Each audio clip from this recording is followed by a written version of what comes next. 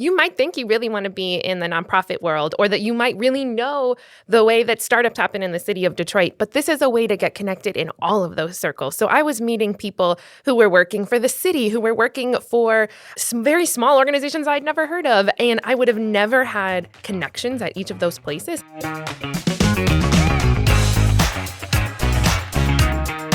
That was the voice of Addison Mauck. Hello and welcome to Your Daily Detroit for Wednesday, March 9th, 2022. Challenge Detroit was founded in 2008 with the idea of keeping community-minded talent right here. To talk about it today is Deirdre Groves from the program and Addison, who's an alumni and native Detroiter. As always, I'm straight with you. Challenge Detroit has bought some ads this month on the podcast. So I get it. Feel free to take this conversation with that grain of salt. But to be honest, if you're a longtime listener, you know I talk with people like Deirdre and Addison anyway. I think you'll get something valuable out of it for you or someone you know who wants to get paid to do some interesting work in Detroit. Let's just jump into it.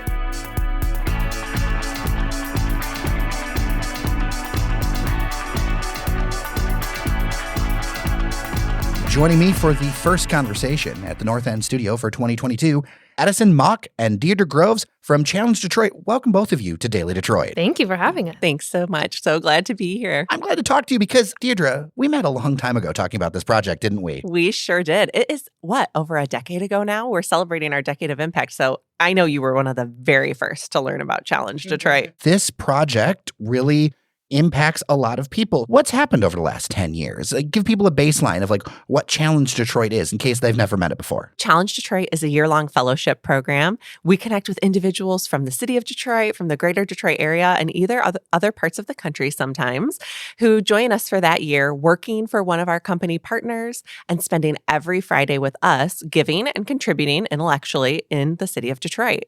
And it has been an incredible 10 years. It's incredible to think that we've had nearly 300 fellows that have participated in the program. Thousands of folks have applied. We've supported over 150 nonprofits through our challenge projects. We have about 100 host companies that have hosted and employed fellows over the course of those 10 years. And it's just been a really awesome opportunity to see where we can learn, grow, and give in the city of Detroit. Addison, you are an alumni of this program. And I think some people look at a fellowship and they might go, well, is that really for me? Is that kind of highfalutin and fancy? You're still working in the city doing things today. What did you get out of the Challenge Detroit program that kind of helped you grow? I grew up in the city of Detroit on the Lower East Side, but went away to college in Chicago. And I was looking for a way to move back home that was going to feel intentional and really help me both launch a career, but also build a network and get really connected with people and have a built-in support group and friend group. And Challenge Detroit was the perfect way to do all of that. So I had a friend who had gone through the program who recommended it to me, also a native Detroiter.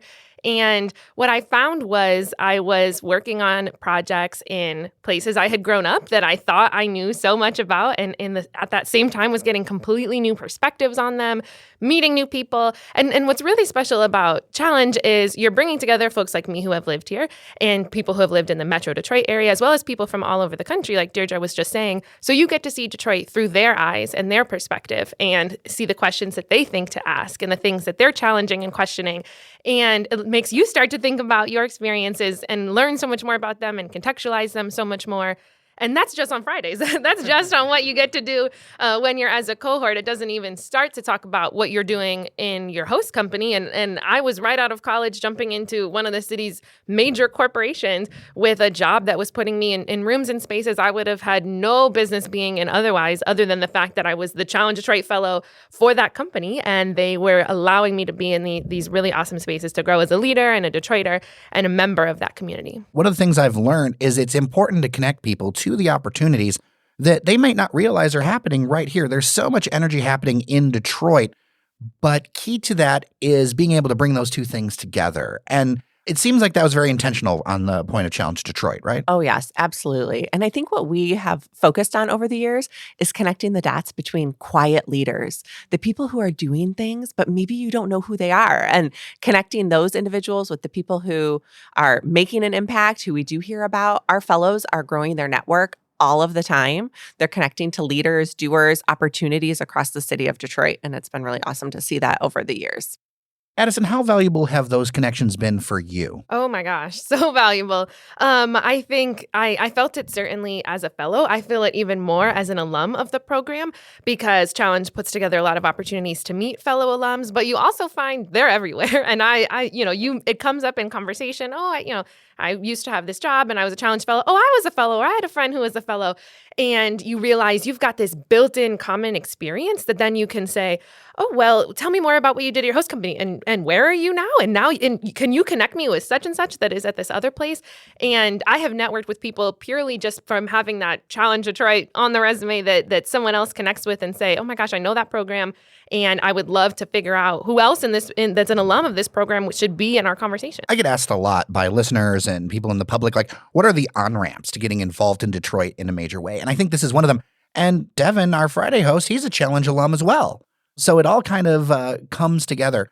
What have you learned in the last 10 years that has kind of shaped the program and set things up for what you're doing this year? And applications are open as we're recording this. Yes, thanks so much for mentioning that. So applications are open through April 13th of 2022. And what we've learned over the past 10 years is really focused on partnerships. We never want to do anything in a vacuum. That's partnering with our fellows, partnering with the nonprofits that we're serving, with the host companies that we're working with. We want to come together as you both talked about, as this community to do things together to help move Detroit forward together. And something else that I often say to our fellows is, like, you've heard of yes days, make this a yes day. I'm like, make this your yes year. Like, say yes, try new things, meet new people, have new experiences, learn about the city, whether you've spent your entire life here, I promise you will learn something new. Or if you're new to the city, explore with us. Let us be that point of entry for you. What is so unique about Challenge is you have fellows who are at corporations, who are at nonprofits, who are at startups, who are at long established organizations. And when you talk about on-ramps, you might think you really want to be in the nonprofit world, or that you might really know the way that startups happen in the city of Detroit. But this is a way to get connected in all of those circles. So I was meeting people who were working for the city, who were working for some very small organizations I'd never heard of. And I would have never had connections at each of those places had I not been in a cohort type program where there were people working in all of those spaces that I got to see every single week and learn from and talk to and connect with. I have a friend who found a job through someone else's host company that they then recommended them for, and found that network because they were just there together at Fridays as the fellowship. I mean, it's often said that Detroit is the biggest small town you'll ever meet, and that is completely true. And I think another thing that's important is the diversity of experiences. I have met so many people over the years who they say, oh, I really want to do nonprofit. I really want to do X. But the reality is sometimes your life experience will help you understand where you actually need to press to make the change that you want to make. I think when you look at the situation of Detroit online, or you look at it in the abstract, you can get lost and kind of off track with who's actually doing this work, or which private company is actually funding that philanthropy. Because I'll tell you, a lot of the work that's done in a major way in the city does not have press releases attached to it. Absolutely.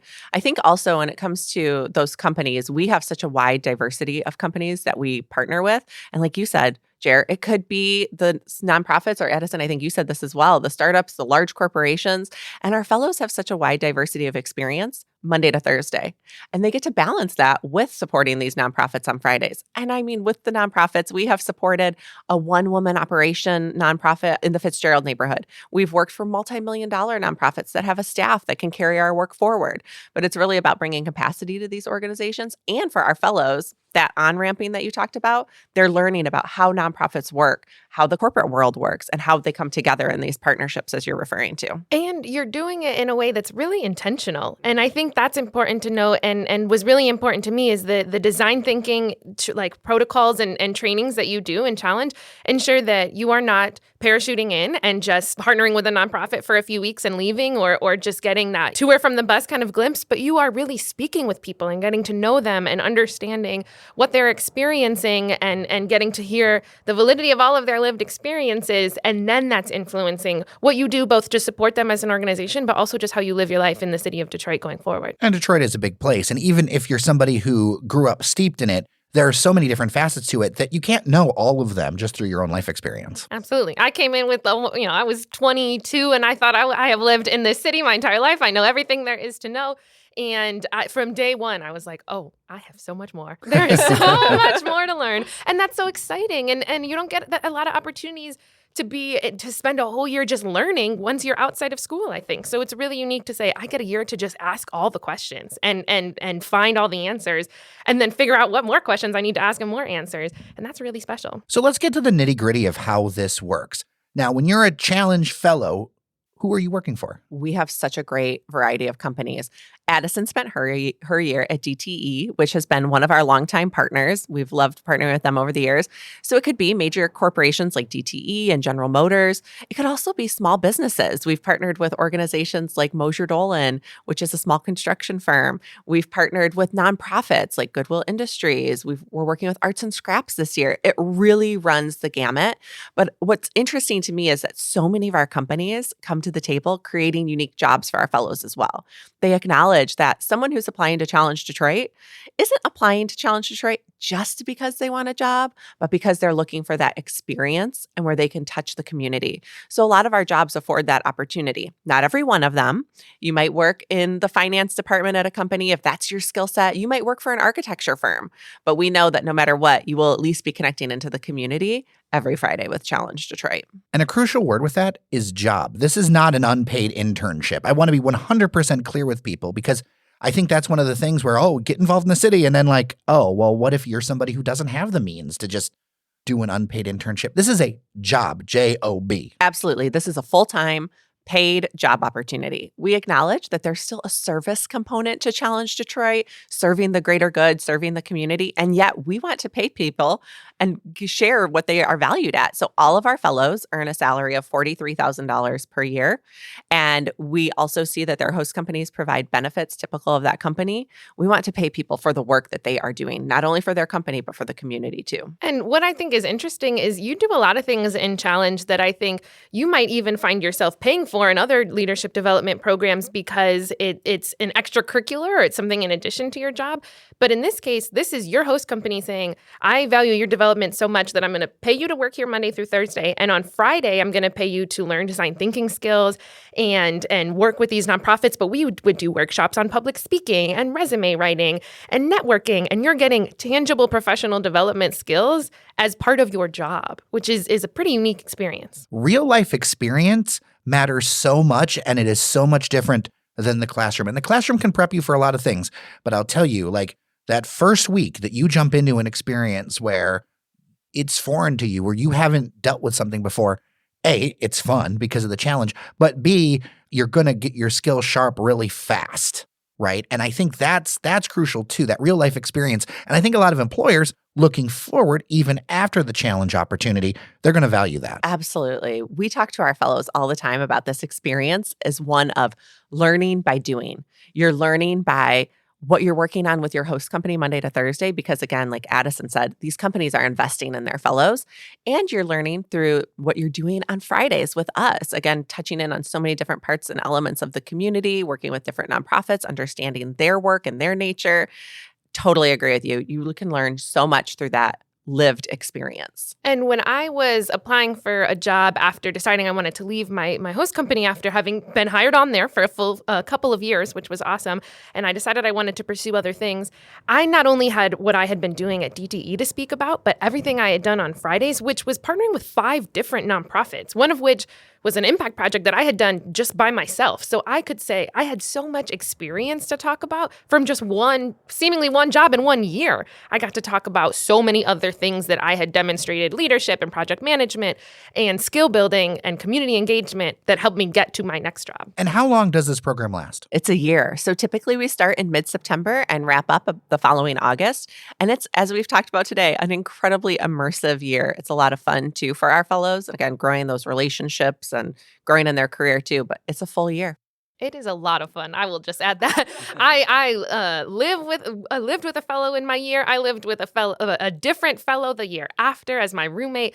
It's a social component, if not anything else. It's amazing to have that built-in network of people that after Fridays turns into drinks and discussion about what you've experienced and what you're doing at host companies. And these were people who were helping me practice how to negotiate a salary or just planning fun things to do on the weekends with, which whether you've always lived here or you're just moving here, like building that social aspect that then gets to be your support system is something that should not be overlooked in what you're planning for. And you're still building host companies, right? That door is still open. Yes, we're looking for organizations that, again, have that community mindset, are looking for talent, looking for individuals that are incredibly innovative and entrepreneurial and creative, and that together with their company want to make an impact. So again, companies can be small. We have literally had a fellow who was the sole employee at the organization that he worked for. They can be Fortune 500 organizations, but keeping in mind that we are looking for those types of organizations that are passionate about this city that we all call home, Detroit.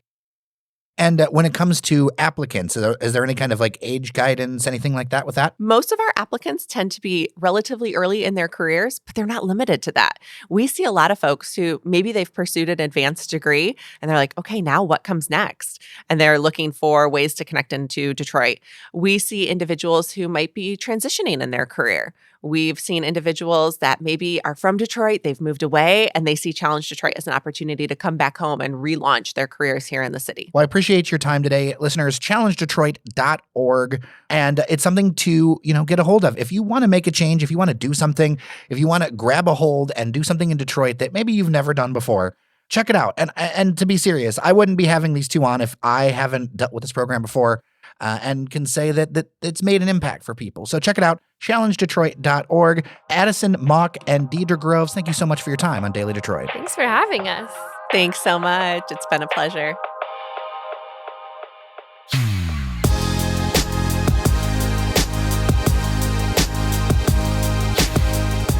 Tomorrow, Chase Cantrell is scheduled to join me to talk about the State of the City address by Detroit Mayor Mike Duggan. And, of course, all things Detroit. Plus, Devin O'Reilly is back on Friday in his usual spot. I'm Jer Stays. I appreciate you for listening today. Take care of each other, and I'll see you around Detroit.